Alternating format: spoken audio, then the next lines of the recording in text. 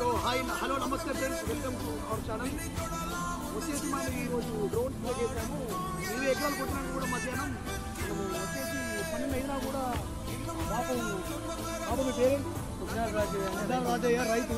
13 ఎకరాలు ఆల్రెడీ 20 ఎకరాలు కొట్టిన అలసిపోయాను. వాటర్ లేవు, అప్పటికి ఎండ కొడుతుంది, సన్సీట్ అవుతుంది, తల బీచ్లోకి వచ్చేసింది.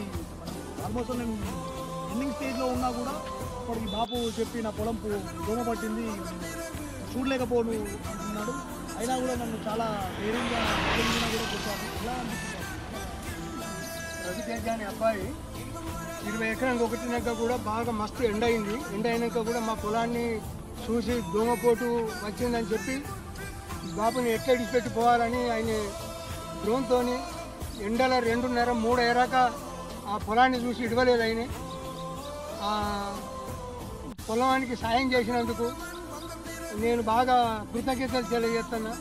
ఎందుకంటే మా పొలాన్ని చూస్తే ఆయనకు అసలు బాగా అరిసిపోయి కష్టపడ్డట్టు అనిపించింది నాకు.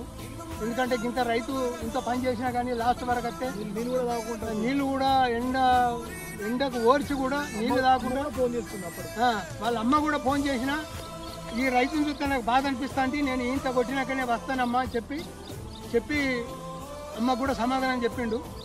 నాకు చాలా సంతోషం అనిపించింది. ఆయన నిండా మాకు రైతుకు సాయం మానవ సేవే మాధవ సేవ అని రైతుకు సేవ చేసుడు నాకు ఒక అంకిత భావమైన మనసుతో నేను చేస్తాను. బాబు నాకు ఎండ కాదు, నాకు ఒక డబ్బులు కాదు ముఖ్యం అని చెప్పి బాగా ప్రాధాన్యపడి ఎండలో పనిచేసి మాకు ఈ సాయం చేసినందుకు నేను రైతులే మనం భోజనం పెట్టేది, తిండి పెట్టేది కాబట్టి రైతులకు సాయం చేయకపోతే మనం భూమి మీద ఉండి వేస్ట్.